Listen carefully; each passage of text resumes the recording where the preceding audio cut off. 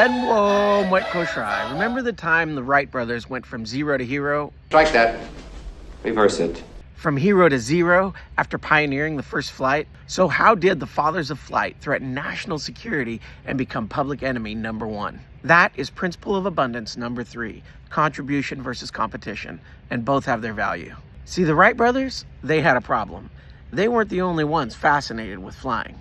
Enter Glenn Curtiss, their arch rival, a daredevil motorcycle racer who turned engine genius. See, he built airplanes with a new trick, movable flaps instead of wing warping to control flight. It was more precise, faster, higher, sleeker than the Wright brothers' design. Jealous of Glenn's innovation on their original design, they went to war, and it gets petty. Now, the Wright brothers, they had been the first guys to figure out how to stabilize a plane in the air with the yaw, pitch, and roll. Others before them could get lift, but not control. In 1903, the Wright brothers cracked the code, and in 1906, they got a patent for it. But even after flying, they spent years in absolute secrecy, closely protecting the concepts of stable flight. Even though they claimed to fly, journalists couldn't even get a peek at their device, and they refused to do exhibition runs because they were afraid that somebody else would steal their tech. Most people just thought they were liars. But once people realize that flight is possible, people are going to try to figure it out. So old boy Glenn is like, you don't own the principles of physics, they simply exist. I'm going to build,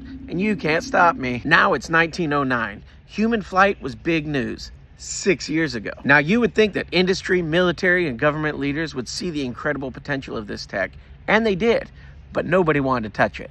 Why? Because these two egocentric a-holes can't work with anybody. They wanted to hoard it all, every flight, the entire kitty hawk kit and caboodle, the fame, the fortune, even the narrative. I can fly. Can you fly? Fly home, buddy. The Wright brothers stopped innovating and began suing anyone and everyone who was trying to fly. The joke was that if somebody jumped in the air and started waving their arms, the Wright brothers would sue. By 1911, Wright brother airplanes were significantly inferior to those of European makers. Aviation development in the U.S. was so suppressed that in 1917, when America entered World War I, no acceptable American airplanes were available. Americans had to use French machines. Oui, et ta tenue est complètement ridicule! Just give me one chance.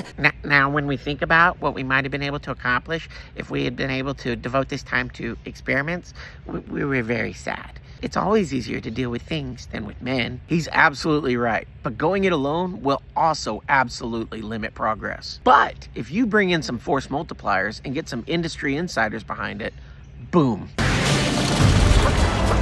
It seems obvious that two brothers can't have all the best ideas, but you can't tell them that. Now, mind you, industrialization in America is already strong and gaining altitude. Exhibit A, the Ford Motor Company was also founded in 1903, the same year as the Wright brothers' first flight. Old Henry had come up through the ranks, working as an engineer at a division of Edison Electric in the 1890s.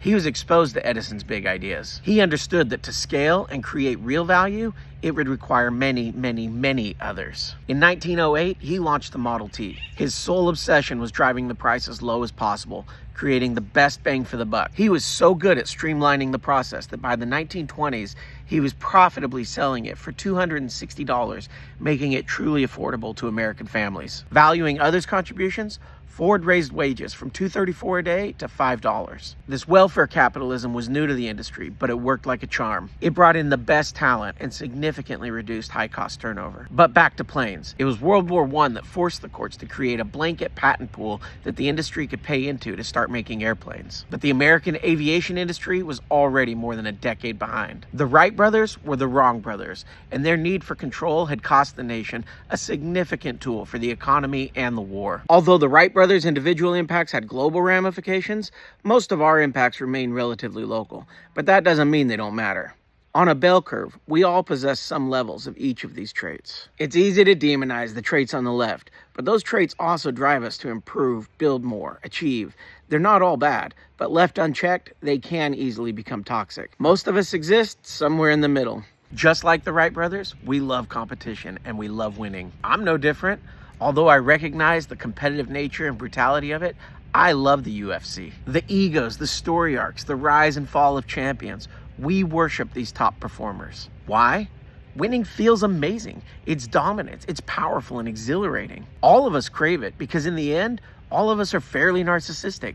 Yes, you too. It's been said that to understand our behaviors, we must first understand our emotions. So what happens the morning after you achieve your life goals? When I was depressed, going through those suicidal thoughts of not wanting to be alive. So no amount of pressure, fear could ever top what I was doing to myself. I could go back to 2012 and say it was a terrible Olympics, and people were like, you won 6 medals. Like, what are you talking about? Like, no, it was awful. Like, in my opinion, it wasn't good. Even our top achievers retire and realize that they're struggling to find meaning. In the end, like all our lives, it's just a flash in the pan on a speck of stardust hurtling through the cosmos. Everyone struggles to understand what it is to just be another normal human. Let me suggest a large dose of contribution. This is one of my favorite aspects of Koshryan culture, and the main reason I still believe that it's the right place for the type of collaboration-based reality show that I hope will one day work. Let's go down the rabbit hole. Last April when I was there, I went on the #1 most exciting fishing trip of my entire life. They call this type of fishing Gallic. I'm so sad that my camera was ruined in the rain and I lost the footage to this fishing trip, and I still want to cry about it. I had my cameraman with me,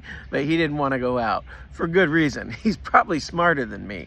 Gallic fishing is when you go out on a moonless night and use a light to lure the flying fish up to the surface. In old times, they would bring a bunch of palm fronds and light them on fire one after another. The flying fish come up to the light and then skim along the surface. Then you scoop them up with a long net. Some are longer than others. Your mother been telling you stories about me again, eh? One of the fun things about Koshraya is that there are no real fishing regulations. However, you can catch them to feed your family is fair game, and it sparks a lot of creativity. All the money in the world, no substitute for hard work and ingenuity. In many ways, they remind me of how Native Americans lived in small tribes living off the land as hunter-gatherers. Everyone contributed. Your survival was directly linked to your tribe's survival. You can't do it alone. You lead a rich fantasy life. Thank you. So these Gallicers, they load an electric generator onto a pallet in the middle of the boat, in the rain, with a big Jesus cross with LED floodlights mounted on it. The only ones who even brought life jackets was me and the guy standing up in the front of the boat, the one with the longest net. Not me. Then we head out into the night, cruising into the blackness. The winds and the rain are picking up, and my cameraman's like, Peace out. nothing says safety like strapping a cross-shaped lightning rod to a generator in the rain. Now, all Koshrayans have close family members who were lost at sea. The danger is real. Just outside the harbor, they kill the engines and stop to say a prayer in the dark, the only protection they had in the olden days. Before life jackets, which I highly recommend, you crazy Uhtwa Gallicers. God love you. This is a real team sport. Lives are on the line. 5 of us in the boat, the captain steering, the guy running the generator, and the lacrosse team, scooping up fish from the bow, stern, and port sides, serving up sushi like a damn casino buffet. Now everyone but me knows their job. The unspoken communication between Koshrayans is a beautiful thing. Nearly imperceptible subtle sounds, simple body language cues, quiet whistles, quick glances of understanding without a word being spoken. It often feels like they just exist on the same vibrational frequency. The spoken word does more to interrupt it than enhance it. It reminds me of Jesus' saying, if you are not one, you are not mine. But their language, that's a story for another day. We spent about 45 minutes out on the water. In that time, we caught about 45 pounds of fish. Now you think Gallic fishing is cool, and you're damn right it is. But now we come to my favorite part of the story, the contributions. Back at the marina, we have help. The lady that runs the show, the business side of it, weighing fish and scribbling notes. But we also have one of the teenage boys from Uhtwa. He's helping to run the little machine they have to help plastic wrap the fish onto styrofoam trays. And he is Fikay. In Koshryan, Fikay means mentally handicapped, Down syndrome, autistic, whatever. None of them think anything of it, but I loved watching how he just fit in as part of the team, one of the boys helping out in his own way. And when I say he fit in like Wilbur on the farm. He was part of the team. He's in on all the jokes and the laughs. Nobody is awkwardly sidestepping him. He isn't the guy in the corner that people politely acknowledge. He's a valued member of the operation, smiling away like a puppy with 2 peckers. In America, handicapped people often make us uncomfortable, so we tend to isolate this population into the special ed class. and we interact on occasion. But here, I often feel afraid to interact with handicapped people, simply because our society is so on guard and judgy about it. Not long ago, I was sitting in the DMV. In front of me was a handicapped girl in her 20s, dressed in all pink, sitting with her mom. She kept turning around to look at me. After a few friendly smiles, I decided to ask her if pink was her favorite color. Her mom snapped at me and told me not to talk to her.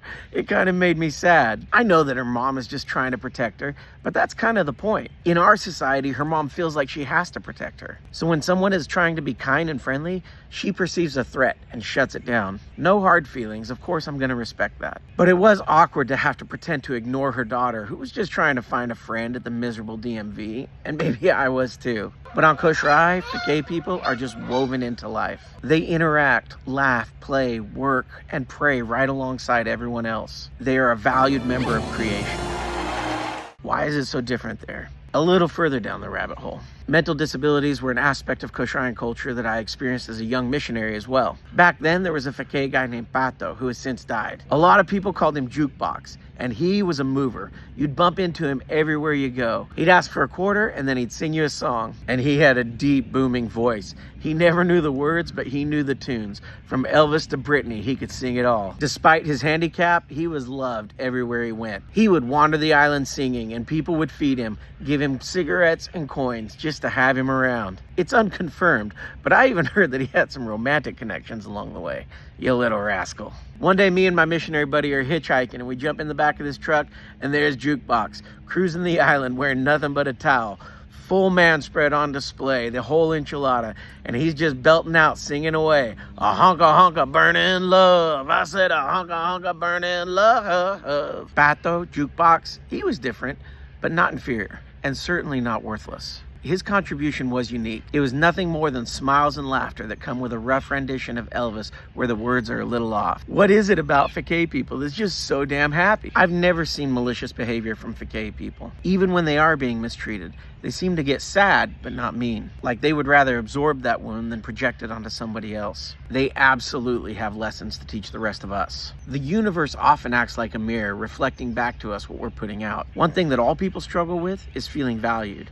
Feeling like others appreciate what they bring to the table, both at work and in relationships. Because of our high achievement culture, I tend to think that we struggle with this in America more than in other places. If you're struggling to feel appreciated, step one, first appreciate what other people are providing for you. Merry Christmas, you wonderful old Billy alone! Step two, go back to step one again without any expectations of others. I'm going to take a controversial position here. I'm certainly no right-wing MAGA man, but I kind of don't care that billionaires pay relatively few taxes. In general, I trust them to make better decisions with money than our own government. They're going to use it for innovation and expansion that serves me, whereas the government's just going to spend it on bombs. Oh, they contribute, just not to the government tax pool. Like Old Henry, they have a proven track record of working with large groups of people to achieve exponential growth. I'm no Bible thumper, but even Jesus knew that giving talents to those who work with others to multiply them is better than giving them to those who hoard them. Although we love to calculate the taxes that we're missing out on,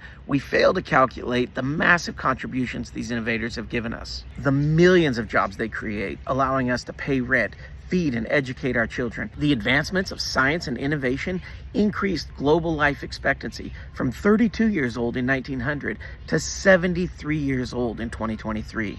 That means you got more time, more s'mores, more love, more memories, and more life. Sure, most billionaires enjoy their creature comforts, but given the opportunity, so would you. I know I'd make a few upgrades, but we love to hate on them. Now, what's the emotion driving that? Some do cross hard lines. I certainly don't condone trips out to Epstein Island. I'm all for the prosecution of those who use their power to take advantage of others. But if Jukebox can find his little niche in the world, so can you. There are countless movies and studies that show that wealth does not bring happiness, but in America, we still obsess over it as if it does. Handicapped people are one of my favorite demographics in society. This demographic helps us explore our own compassion. Do we view them as a burden or a benefit? Even as adults, their childlike innocence is captivating and healing to those around them. Hell, I subscribe to get down with Sean and Marley. I find a lot of comfort absorbing their simple, kind interactions around completely botched meals. As much as I love Kosraean culture, it's not perfect. One strong aspect of small island life is a hypersensitivity to the community. This is a two-edged sword. Everywhere you go and everything you do is immediately known and judged. In one sense, this is why Phuket people can wander the island free and safe. If someone is causing them harm, the community will swarm like seagulls at a picnic. Loud, messy, and impossible to escape. This is powerful. On the flip side, if you act out of alignment with social norms, you are ostracized. All societies struggle to balance individualism with collectivism, and Kosrae is no different. There is a fear of outsiders who don't know or conform to local customs. A bit of xenophobia. I think we should call security. Good idea. I like to whisper too. One day I went to church out in Utwa. I had many good friends in the community, but I'm still a bit of an outsider. I expected to sit by myself because of the social pressure that people would feel being seen too close to me. I sat up towards the front. As expected, I was by myself, a little bit sad. Until my Phuket buddy from the marina came up and planted himself right next to me. In his childlike innocence and inability to read the room and conform to societal pressures, he brought his contagious grin right over next to me. What's happier than a puppy with two peckers? Two puppies with... I don't know. Not even ChatGPT could tell me. It must be the ultimate happiness. And I had a feeling that I belong. Well, I suppose I'm no jukebox, but in the end, it's that connection that we're all craving anyways. Study after study shows that the healthiest, happiest people have strong personal relationships. Meanwhile, in the West, I don't need no man to help me. I'm very independent. But I like the idea of being able to just say to do what I want. I like being free. I can buy myself flowers. I know it feels strong and empowering, but it is ego. We need other people. Humanity seems to have hit a mark in the last few decades. Just like the printing press changed the world, so has the internet and AI. The Dewey Decimal System was replaced by Google. Top lecturers and professionals put out the culmination of their entire life's work on free YouTube TED Talks. The lessons of history are not only accessible, they're entertaining. We have instant access to the best that the global village has to offer. But instead of valuing others' contributions, we often fear them. Since the end of the Cold War, America has grown an increasing fear over the rise of China. One upcoming innovation that I'm super excited about is the energy revolution. Introducing Helium-3. Imagine powering the entire Earth for centuries using a resource found on the moon. Helium-3 stands out as a game changer for humanity's energy future. Its unique properties make it an ideal candidate for fusion energy, which could provide a nearly limitless supply of power. Its potential impact on our world is so profound that it has sparked a new space race. Now, when you talk about Helium-3 in America, most of what you get is fear-based mentalities. Not because it's dangerous, it's because people believe that China's going to beat us to it. China is there on the moon. We do know they're mining Helium-3. If America does not change our strategy, we will become victims to others that use space as a way of dominating the energy market, but also the information market. I think we're probably already in World War III. And World War III looks like proxy war between the world's largest economies. The war just won't look like nuclear weapons and bombers taking over cities. It's going to look like a line of third world countries that everybody's going to fight over. Now, if this is what World War III looks like, sign me up. I love the fact that wars are becoming less destructive. We've replaced carpet bombing with precision drone strikes. SEAL raids replace invasions. Targeted sanctions replace sieges designed to starve entire populations. And cyber attacks beat bombing critical infrastructure. It's not ideal, and it's still scary, but it is progress. Progress in a world where nukes are readily available, but we choose not to. Perhaps it is mutually assured destruction, or MAD, which is a Cold War competition and fear-based model. But maybe we are growing up and evolving. It's becoming increasingly difficult to cover up atrocities when everyone has a cell phone in their hand. What if China does beat us to Helium-3 clean energy? Like the billionaires' tax bills? I kind of don't care. Whoever does it first will win a gold star and a plaque in the museum. Good for you, buddy. But the exponential long-term impacts of peace and prosperity will absolutely serve the human race. Turns out, I'm human even before I'm an American. The more we subscribe to the knee-jerk reaction that everything is a zero-sum game at the individual level, the more it's going to continue to reflect at the national level. Instead, perhaps we consider that all turds rise when the bowl fills up. Like the airplane, the bomb, or the assembly line. Once somebody cracks the egg, others will quickly follow. Hell, China's been stealing patents and intellectual property rights for decades. Let them take the lead on this one. Their turn to do some heavy lifting. Then, just like they stole our patents, we wait, watch, then simply copy and paste. Can I get a hell yeah? Did you see what I did there? If you thought hell yeah, you might just be a redneck. You might have just played into the same standard fear-based mentalities that our politicians use on us every day, where we gotta hit them back. You think anybody wants a roundhouse kick to the face while I'm wearing these bad boys? Forget about it. Now here's the secret that your leaders don't want you to know. The Chinese, they're actually humans. No, real humans. I swear to God, stay with me. They're not sneaky, malicious devils cracking into your safe at night to steal your patents. Like all of us primeval hunter-gatherers, they can be opportunistic. They see a good idea and figure out how to execute it. Why? Because to a Chinese man, American patent laws on the other side of the world don't mean shit. How much time have you spent worrying about Chinese patent law? Now compare that to how much time you've spent stressing over how to provide for your own family. A man provides for his family. That is the same thing that motivates a Chinese man to manufacture $25 Rolexes. And it's also what motivates the Chinese government to find a better way to fuel their economic future. Turns out they also want less pollution, cleaner energy, and healthy people. But what if they get a monopoly on the energy market? I already live in a monopoly. It's called PG&E. It's the only option I have. The only way for the Chinese to take over is to drop prices so damn low that PG&E can't compete. Capitalism. I thought we were all about a competitive marketplace. But we'll be dependent on them, partially, and they'll be dependent on us paying the damn power bill for a time. God forbid we should have mutual incentives for both sides to work together and not declare war over chicken tariffs. It's mad all over again, but instead of mutually assured destruction, it's Thomas Friedman's mutually assured dependence. And the next phase of the evil global plot will be mutually assured assistance. Or not. Perhaps you enjoyed the Cuban Missile Crisis. Humanity has made it this far because of individual contributions to the group. Groups have gotten bigger, from families to tribes to cities, states, and nations. One day, I hope we are a true global community. Certainly, I prefer to speak English, but 1.4 billion people prefer Chinese. Which is superior? Which one will become dominant? Who cares? Humans will have to adapt and adjust just as we have for thousands of years. And it'll be okay. We all learn new skill sets for survival. We can fear the growth and fight the process or accept it. Make no mistake, I am deeply grateful that I was born into America where we have a strong rule of law that allows people opportunities to thrive. Immigrants still flock here to participate in this human experiment. History shows that imposing these values on others does not work. Being a good winner, assisting others, and rooting for their progress will improve their experience and reduce global conflict. If we want real global stability, we need to allow others who are in more desperate positions in life to succeed at times and build on that success. In America, we are in a position of power. We can flaunt that and rub their nose in it or help them grow. As they become better players, we have better competition. We may also start to lose some games along the way. Then we also have to once again study and improve. We all become better players in the process. But if we go for pure dominance, they will flip the board like Japan or Germany in World War II. They start a war and we all lose. The reality is, we're fine, we're great. We're experiencing the highest quality of life the world has ever known. When we view others' success as a threat instead of something to learn from, they will pick up on that tone and mirror it back to us. The more we practice it at the individual level, the more societal levels will reflect it as well. The world is quickly becoming smaller, more connected, and that's a good thing. More collaboration equals more progress. It forces us to find common ground. I know the world is full of brutality. I can't change that.